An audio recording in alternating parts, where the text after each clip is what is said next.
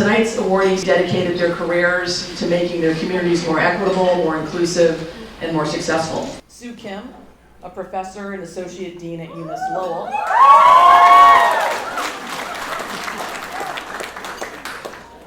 Clearly UMass Lowell has a cheering section, and just Sue. She's advanced critical work of inclusion and making real the promise of our multicultural democracy. At this point in time, I'd like to ask the Vice President of Community Teamwork's Board of Directors, Alexandra Tubielli, to come to introduce the final honoree of the night, Dr. Sue Kim.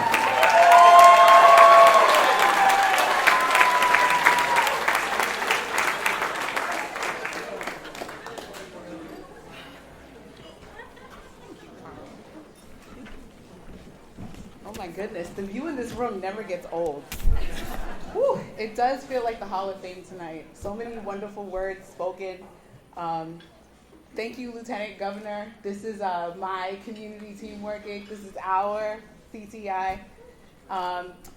Manager Golden, I just want to caution you because I am from Worcester as well. Okay? Before I joined the Tubielli family, I was a ward. Okay, there are wards in Worcester too. We are also Irish as well.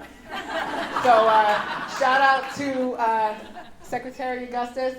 If he's he'll feel it. But thank you, City Manager Golden, and congratulations on your award. So good evening, everybody. Ooh, we're still here. It is so nice to be here with all of you tonight. I truly believe that CTI's Spring Celebration is one of the best and most important evenings in our shared community. I'm biased.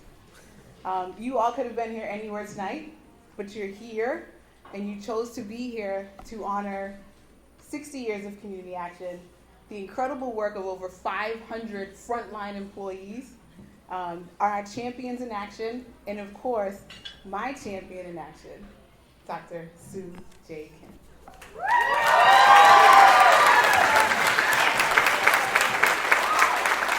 It is truly an honor to give you thanks tonight, Sue, and to give you congratulations on this well-deserved and hard-earned award.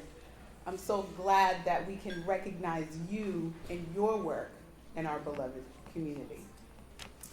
And continuing with the words that have been shared, I want to acknowledge Dr. Sue Kim's parents. So they're not here. They're in Maryland. But I'm assuming they'll see the video at some point. Hello. So I'll tell you a little bit about them, and you'll see why this is such an important part of Sue's story. So, Dr. Sue Kim's parents were born in Korea and are survivors of the Korean War. Her father was a part of student protests in Seoul, Korea during 1960 that led to Syngman Rhee's resignation. Sue's parents came here in 1968 because her dad was a student studying economics and political theory, first at San Francisco State, then the University of Virginia.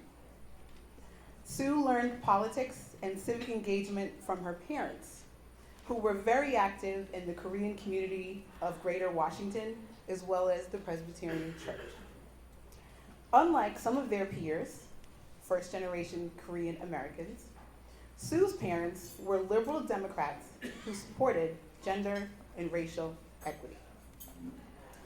The values that Sue shares with CTI's mission of education, anti-racism, diversity, equity, inclusion, and belonging are authentically and deeply set in her bones. So thank you to Mr. and Mrs. Kim for your wonderful daughter.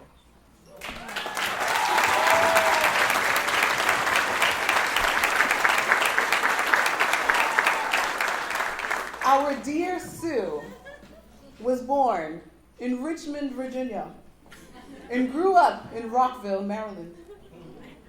Sue knew she wanted to be a writer since she was 3 years old. At some point, her father suggested being an English professor as an actual job. thank you again on behalf of UMass Lowell and all of the Riverhawk alumni, where y'all at, for Professor Sue Kim. So, knowing this, you may not be surprised to learn that in both college and in grad school, Sue was a student activist for ethnic studies and anti-war. So I have a question. Are there any punk rock fans here in the room tonight? Okay. 2. Thank you, Howard. Yes.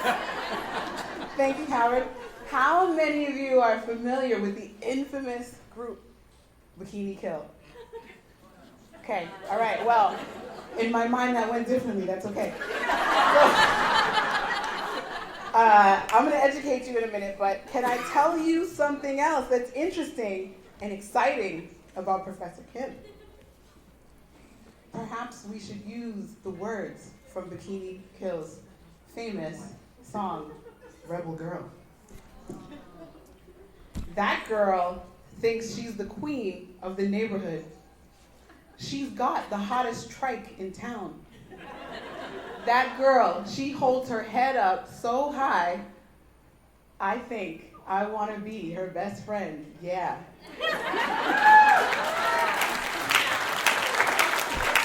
When she walks, the revolution's coming. When she talks, I hear the revolution. That girl thinks she's the queen of the neighborhood. I've got news for you. She is. I know Sue knew all the words because in college, she played in both punk and metal bands, guitar and later bass. Yes, that is a clap. Yes. So in undergrad, her band played covers mostly of Bikini Kill, which I know you're all going to look up later, and play it in memory and honor of our beloved Sue. And later on, in grad school, they did more original songs and got into more metal. So Kim has been a rebel girl for quite some time.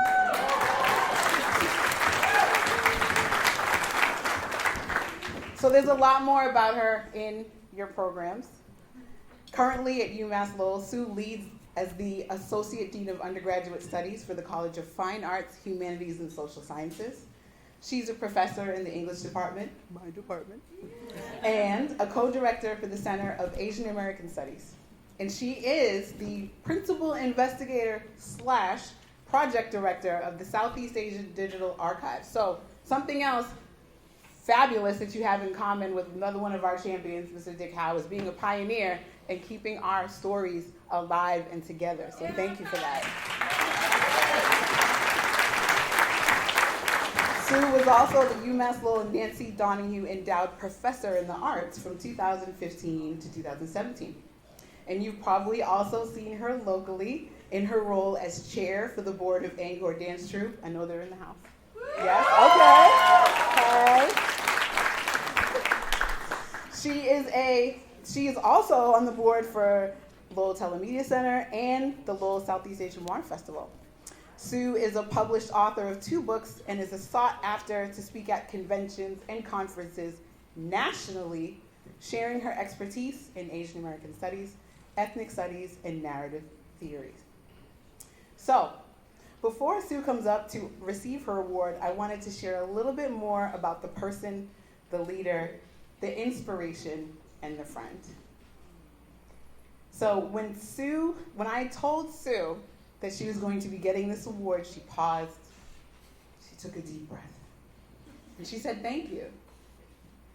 And then she said, "But there are so many other people in our community who are more deserving than me. I'm honored." Professor Kim, you have never lied, you're not wrong. There are many people in this community and many people in our Hall of Fame in this room right now who do great work and who believe in the mission at CTI to lift up others in need. But this year, right now, CTI, the board, and the team would like to honor and celebrate you.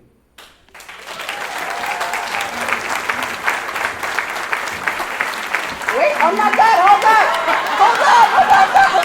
Okay, I'm glad. I'm glad you're still with me. Great. So I make it a rule when people say stuff about you, I let you know. Okay? So here's what other people have to.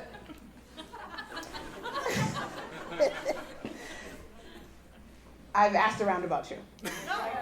And here's what the streets say. Professor Kim is an amazing professor. She cares about what she teaches, and she is so passionate about it. Another friend.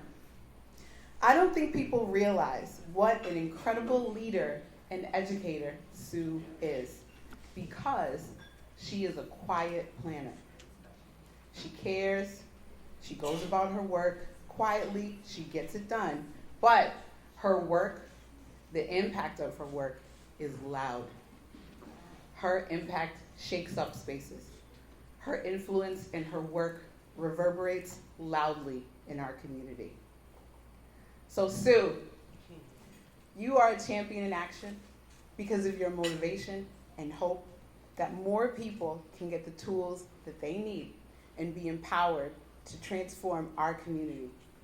Your interest in changing systems in healthcare, education, childcare, and housing by making them more transparent and equitable is greatly needed now. Now we can applaud and celebrate.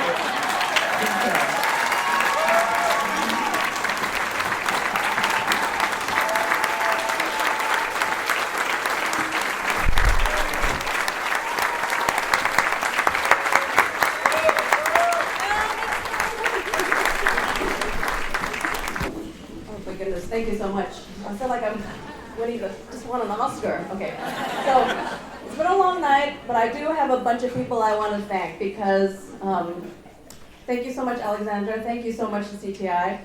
I'm an English professor. Part of what I do is interpret literature, and when I read Champions of Community Action, I read it a little differently than an individual. I am a champion for people in the community taking action, for community action collectively. So I have a lot of people I want to thank, and I'll be quick, but I do want to make sure that I thank people. And I'm going to go in alphabetical order. So the first group I want to thank is my Encore Dance Troupe family.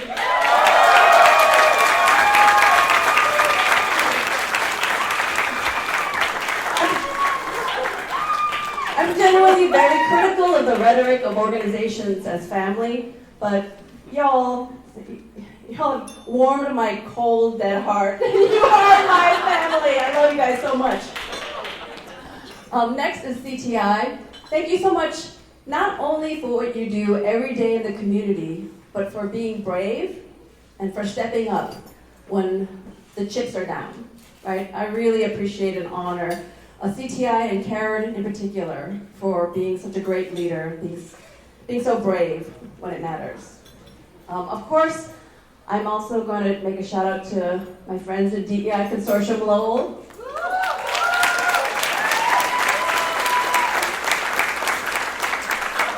And among that group are all the people who've been honored, who are honored tonight and honored in previous years. In particularly Stacy Thompson, Bobby and Alexander Tubielli, Kathy Mercado, and Vlad. And Dick Howe, I'm so happy that we got to be honored together tonight. Yay, archives. Okay. Saving all the history. I also wanted to thank UMASS Lowell, all my people at UMASS Lowell, all the River Hawk alumni.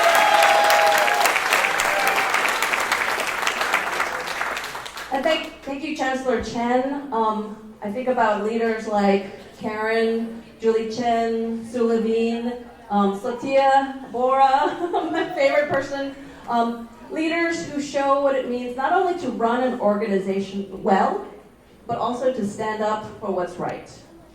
I also wanted to acknowledge, sort of echoing Vlad here, our elders, right? All of the people who not only are not in this room, but whom we've never heard of, right? Those brave families who helped desegregate the schools in the 1980s, right?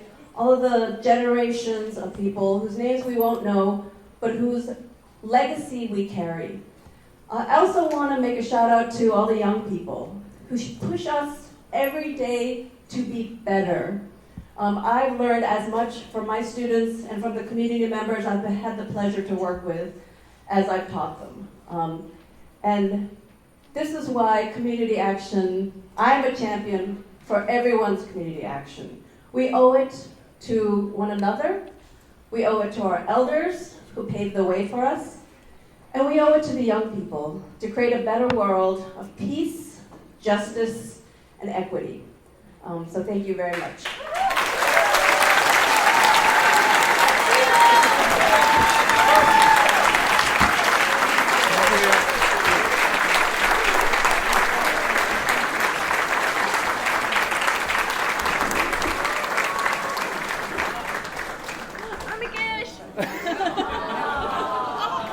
Don't hide your face.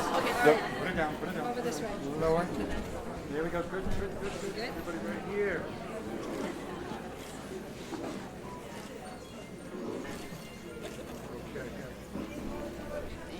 Thank you. Another round of applause for Dr. Sue Kim.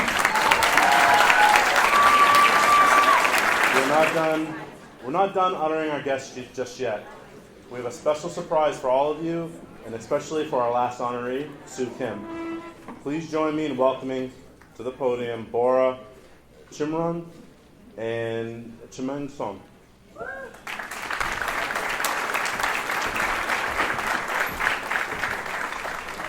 Thank you, Carl. You know that expression, you save the best for last, and we have a special treat for all of you. With great honor and immense gratitude, I stand before you today to celebrate Sue, our champion and our driving force behind the Uncle Dad's success in recent years. Our mission is to connect communities to the preservation of education, innovation, and of Cambodian performing arts. Sue, your unwavering dedication and leadership has been the cornerstone of our achievement. Your passion for preservation and promoting Cambodian dance has inspired us all and elevated the truth to new heights.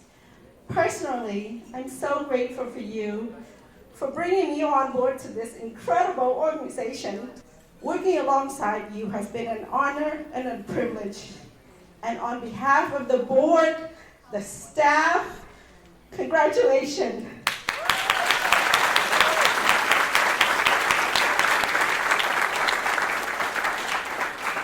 With that said, we have a surprise.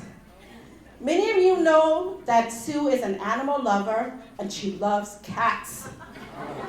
So we have a dance called Roban Chma, which literally translates to cat's dance. So I would like our program director, Tremaine, to translate the cat's dance to you. Yeah, so tonight we celebrate, but we did save the best for last. And what I mean by that is, I'm going to ask you guys all to participate in this dance as well, at a simple level, okay? So today we gather to celebrate a tradition deeply rooted in Cambodian culture. The Bravad Shma dance, historically performed in honor of the royal inauguration and ceremonial events. This dance symbolized prosperity and high honor for its recipient. Revived by Nakru, Hoisai Musita, standing right there, Nakru. We put together this dance in dedication for Nakru. And we are honored to be on this platform today to showcase this dance, which has not yet been showcased to the public for many years. This dance, however, is special as we dedicate this performance to bestow high esteem upon Sue Kim. This beautiful tradition speaks of unwavering devotion, protection, and bringing prosperity, diversity to the kingdom, or Anchor Dance Troupe, and to everybody that is in this room. It celebrates a guardian whose influence and popularity transcend earthly bound. Under the umbrella of Sue Kim guidance, the Anchor Dance Troupe has flourished. This performance stands as a testament to the incredible work that Sue has put in to nurture us. Particularly, thank you for everything, Sue. I love you, too. here's the fun part. I'm going to be standing right there at that corner, and when I wave my hand like this, I'm going to ask everyone to help me meow. Can you do that for me? Let's all practice together. Ready? Nice. We're going to do that a couple of times throughout the dance, and we're going to do it all together, and we're going to laugh. We're going to have fun tonight, okay? All right. My music cue. Oh, I'm sorry. That was supposed to be the music cue. But I will step on stage, and I'll cue on the music.